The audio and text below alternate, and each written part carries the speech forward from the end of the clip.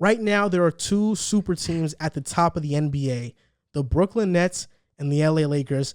But some people think the Lakers aren't a super team. We're going to discuss that as well. But based off of what moves the Lakers and Nets made this offseason, what team had a better offseason? I'll start with you, Drew, first. So the better offseason, obviously, that just goes to the Lakers. We made the most moves. We made the moves to put us in a position to compete against a team like the Nets, who obviously made a majority of their moves last season. And I think of it more so of who has the advantage right now. I think right now I'd probably give the advantage to the Nets because they had a full year to have that team chemistry together. And it's going to be more beneficial come start of the season. I feel like they're going to be clicking a lot faster than the Lakers are going to be clicking. A lot of people's concerns is how they believe that Russell Westbrook is going to combine together with LeBron, AD, with the rest of the crew. THT, in my opinion, I feel like he'll be our starting shooting guard come start of the season.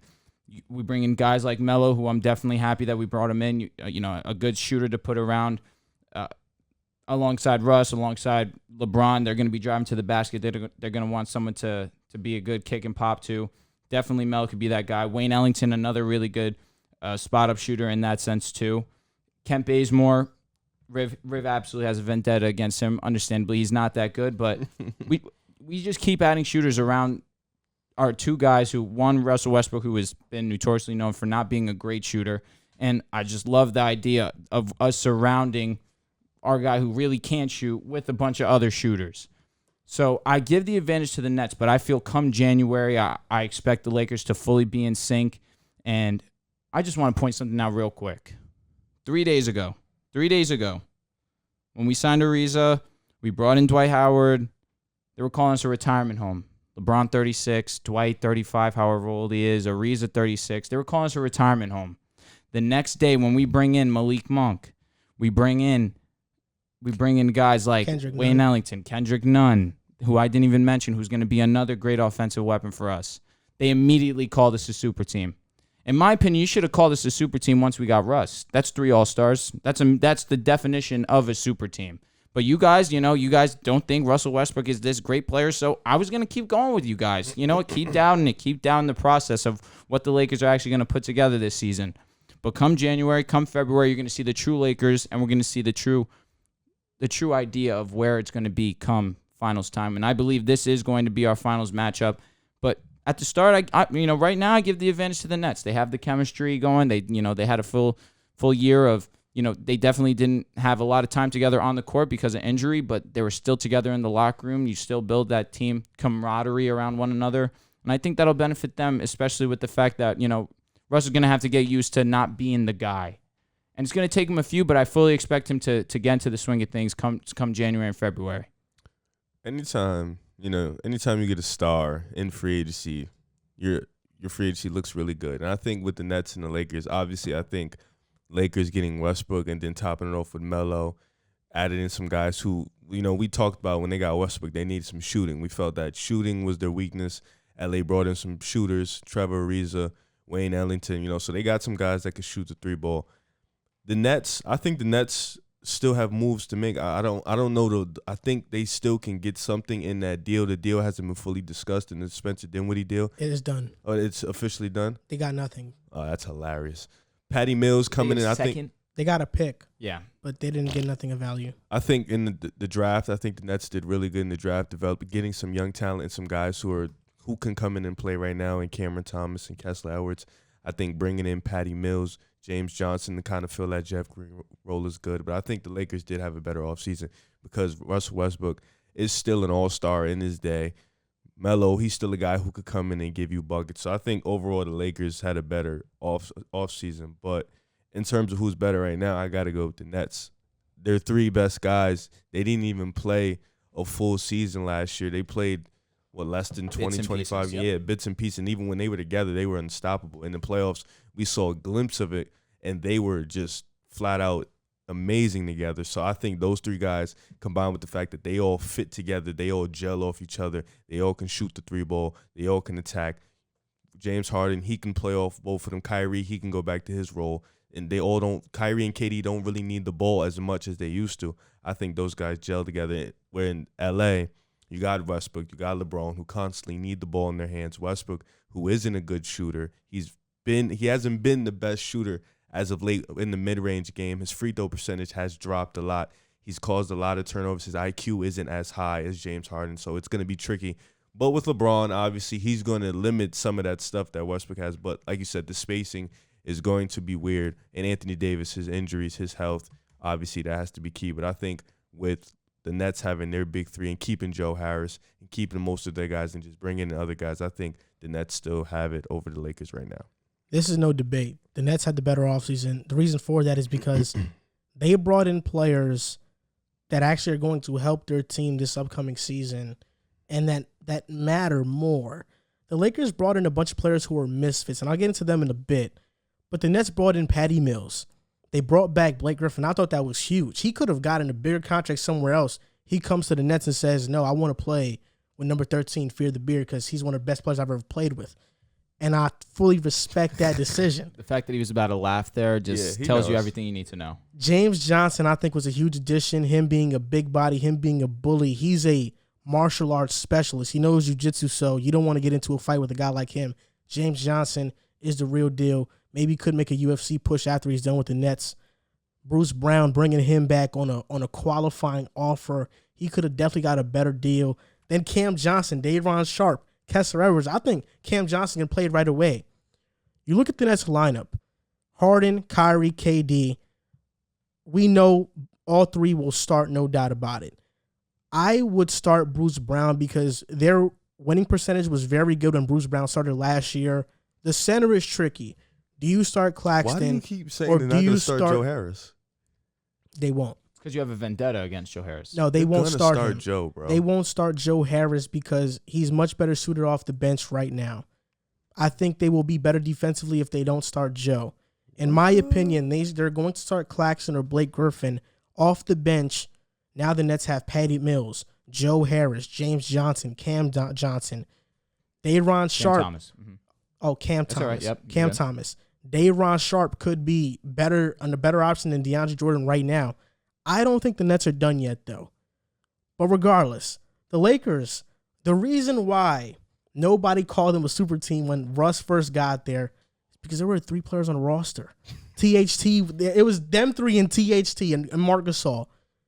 There were only 5 players on the roster. We can't call a team that's incomplete a super team. At least when LeBron joined Cleveland, when he joined Miami, they had a complete roster.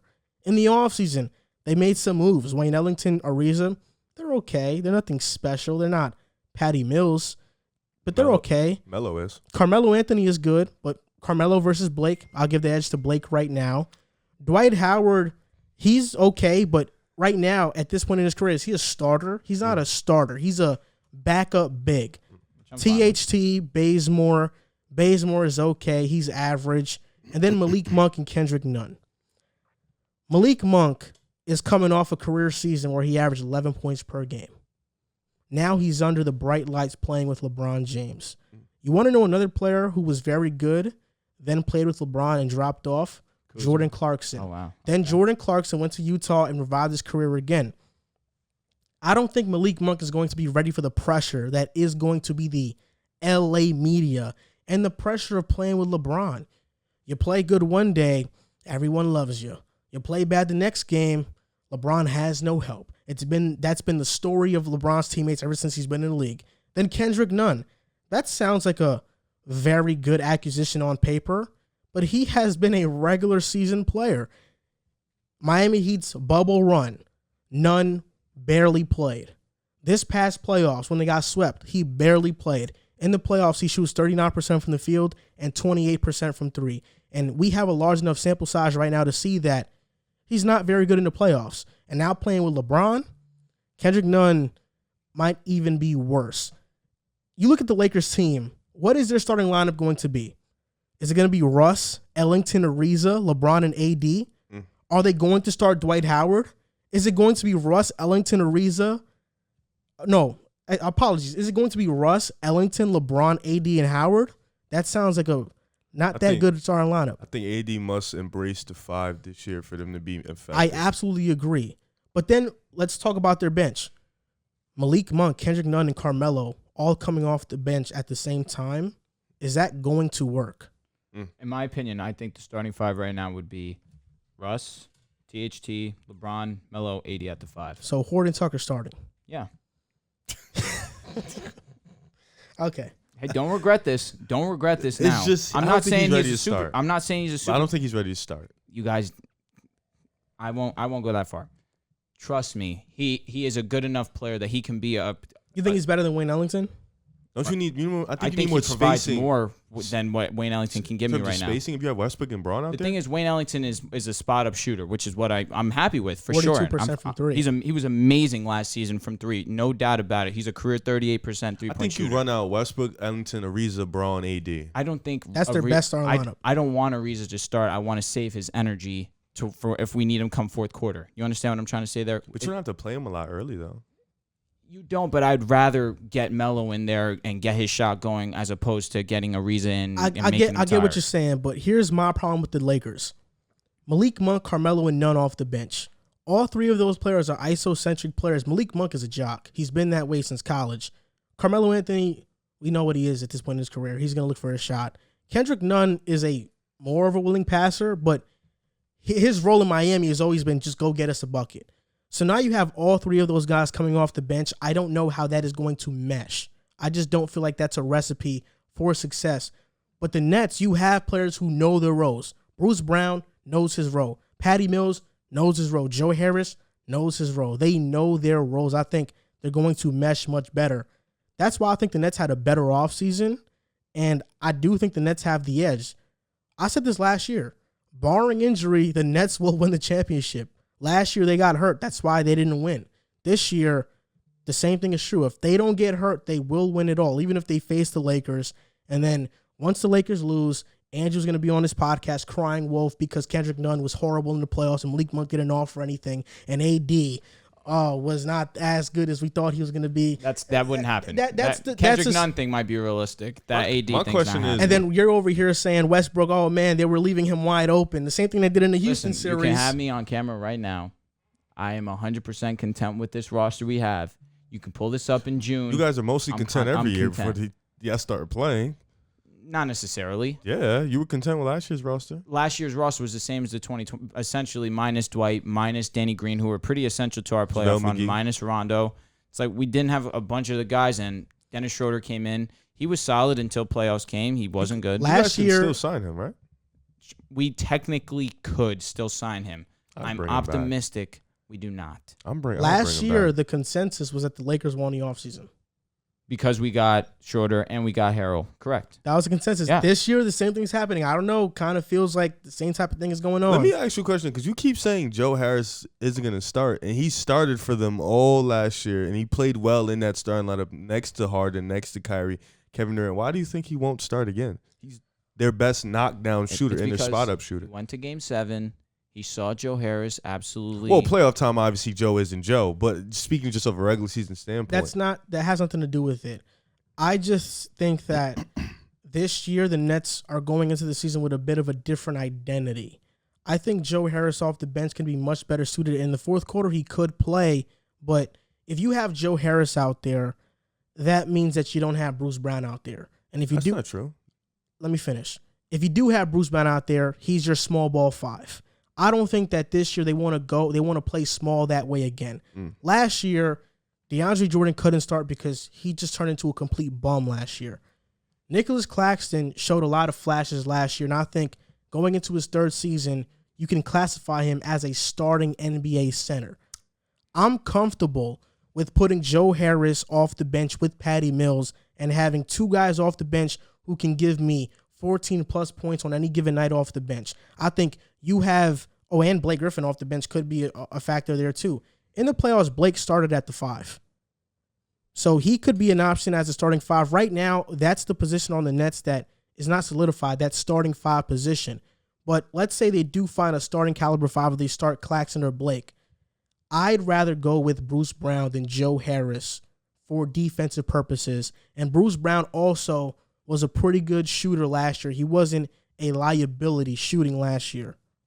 Shooting or slashing to the basket? No, he shot. He was a good spot-up shooter last year. He had a lot of his success around the paint. Yeah. But he was a good spot-up shooter. When they would drive and he would be in the corner, he would be pretty effective from there. I mean, I don't know. That's Joe Harris is a He's a leader sniper. in the 3-point percentage. I don't know about that one. You And said Bruce Brown's career is 29. Oh, It was last season. Let's see what it was last season. but what has Claxton shown you that he's ready to I'm not a fan start? of Claxton. He shot 28. 28? 28.8, 29. Could be What about different in the from- playoffs? No, it could be different from the corner. Go down and look at distance. Okay. In the playoffs, he shot 18%. Oh, wow, that's horrible. Yeah, he's not that Yeah, good. you of were a Well, shooter. I'll take back what I say, but when you look at Bruce Brown's record with the Nets as a starter, No, when he starts, they really are good. really good, and that's why I think that I would rather start him over Joe Harris. Because last year, they played Bruce Brown at the 5. They started him at the 5 because they had no real center. As soon as you get a real center, now there's a real question mark. Do you start Brown or Harris? Do you want more defense or do you want more offense? Because you can have a prolific bench with Blake, Mills, and Harris. And then you can have a balanced starting lineup because Harden, KD, Kyrie, they're going to be prolific offensively. Bruce Brown being out there, they can manage with that. But off the bench, I think you can have that prolific scoring bench along with that offense being so great. You can have more balance to the team. And I think last year, even though they were definitely a juggernaut, they lacked balance.